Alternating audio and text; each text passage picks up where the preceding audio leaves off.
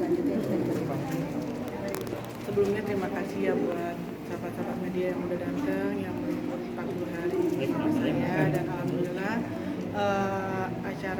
acaranya sederhana, memang nggak ada yang gimana-gimana ya, karena juga bagi sedikit rezeki juga untuk anak yatim yang saya juga minta doanya dari mereka untuk almarhum ibunda saya, Bu Eni Dania. Jadi ya tadi juga ada juga ustadznya, ada yang juga pengurus dari yayasan yatim di sini. Alhamdulillah berjalan dengan lancar, walaupun maksudnya tidak harus dengan cara yang bagaimana, tapi yang penting kita usul hikmat dan ikhlas semuanya gitu. Yang penting doanya. Ya, doanya. Yang penting doanya. Ya, mudah-mudahan juga doa yang tadi juga kita panjatkan semua dari anak yatim khususnya juga langsung diterima dan dijabah. Apakah pihak keluarga juga nanti dari Mama M bakal mengadakan tahlilan di rumah juga? Kalau misalkan untuk di rumah, insya Allah nanti 100 hari. Kalau misalkan sekarang udah biar diwakili sama di sini aja. Dari saya juga sebenarnya kan doa itu kita bisa panjatkan dari mana aja ya.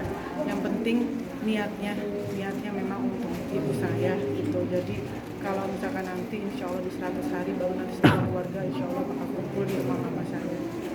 Apakah ini justru mengajak pasangan juga kan ya?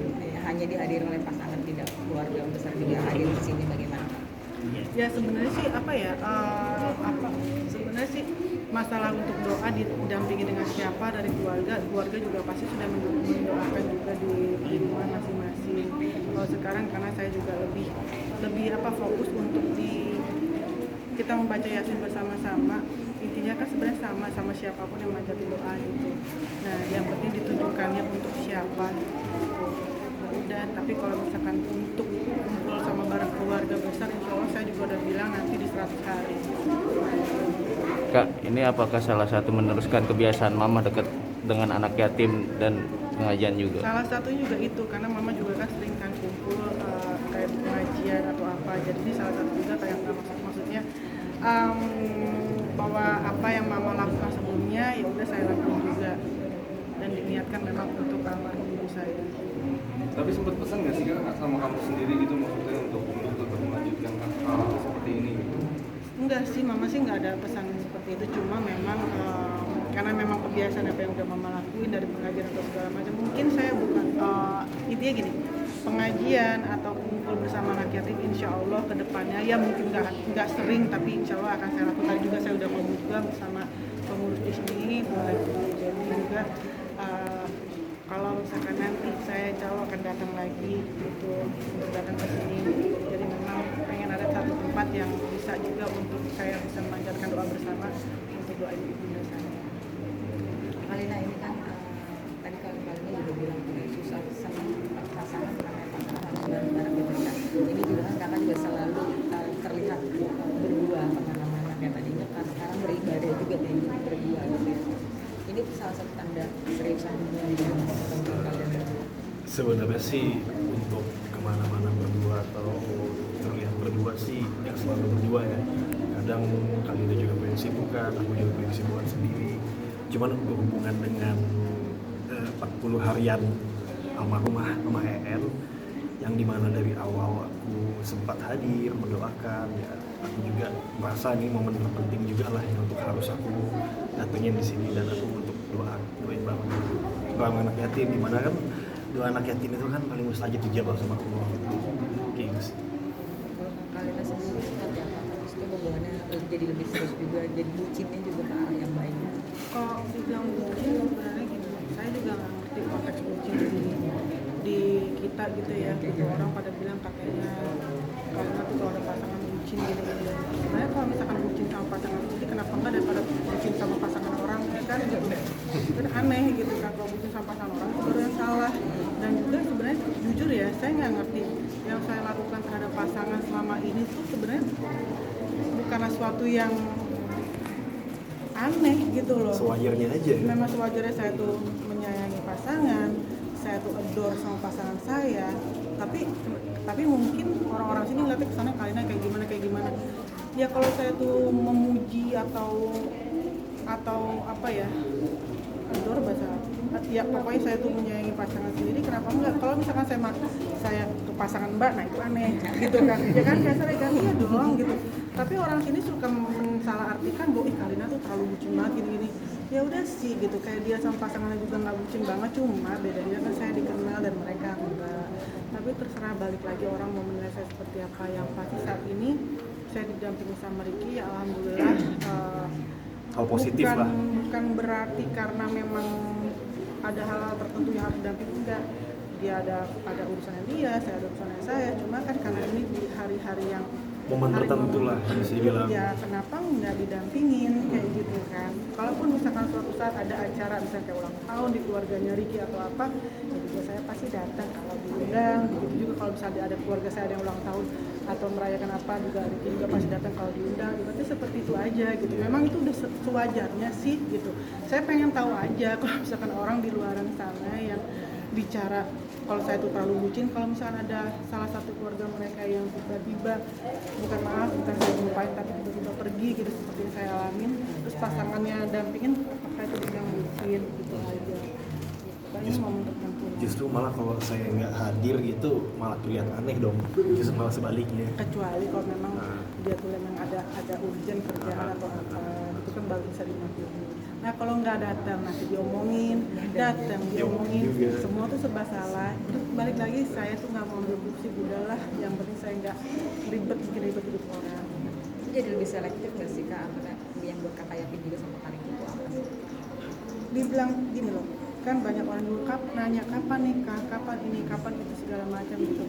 Justru sekarang kita lagi menikmati momen-momen pengenalan satu sama lain gitu, karena ternyata sebelumnya itu saya aja masih yang namanya gagal, karena setelah menikah mengenal pun tetap aja ada kegagalan. Makanya saya lebih baik nikmatin aja dulu kita dekat kayak begini sambil memahami satu sama lain. Banyak juga kok kekurangan di diri saya yang saya juga sadari selama saya sama beliau, begitu juga sebaliknya. Tapi ya namanya dua isi kepala yang berbeda, sampai kita menutup mata pun tidak akan pernah sama, ya kan.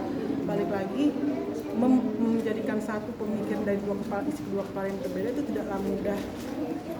Dan kalau saya ngomong seperti Kalina emang cuma bisa banyak bacot doang, emang salah aja saya sih. Cuma terserah, balik lagi saya kembalikan yang menilai saya, penilaian manusia itu tidak penting buat saya, tapi penilaian yang di atas aja yang penting buat saya. Karena banyak juga yang bilang cepet move on-nya.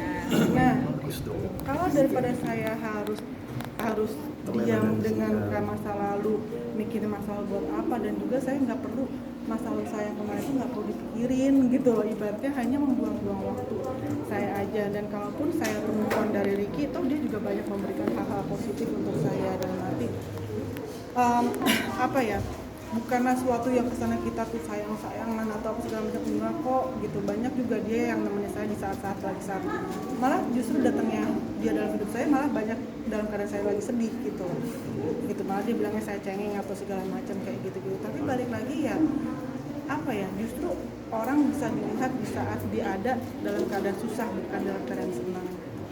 Mas Ricky sendiri, Kalina udah berapa lama sih? Maksudnya oke nih official pacaran sama Sisi? Udah tahu.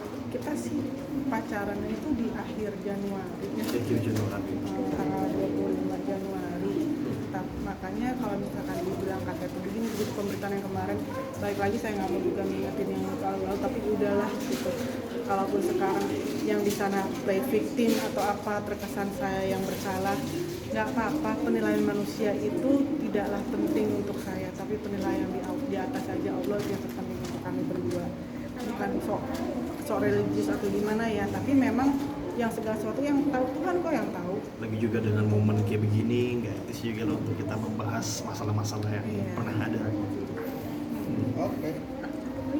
Tanggapan Mas Ricky sendiri soal yang katanya mungkin nempel pacaran sama Kalina, numpang hidup segala macam, terkenal segala macam gara-gara Itu sama sekali nggak bener dong. Dari awal juga yang mengekspos kami berdua kan dari pihak klien, bukan kami sendiri yang sengaja Nggak ada mengekspos. yang namanya numpang hidup atau Aku apa. juga dia punya ada keluarga, kerjaan. aku juga punya pekerjaan sendiri ya kan, dia juga punya dunia sendiri, kerjanya sendiri. Sekarang gini, kalau misalkan dibilang katanya dia numpang tenar apa segala macam, misalkan ya kalau kita ambil sisi positifnya, so what?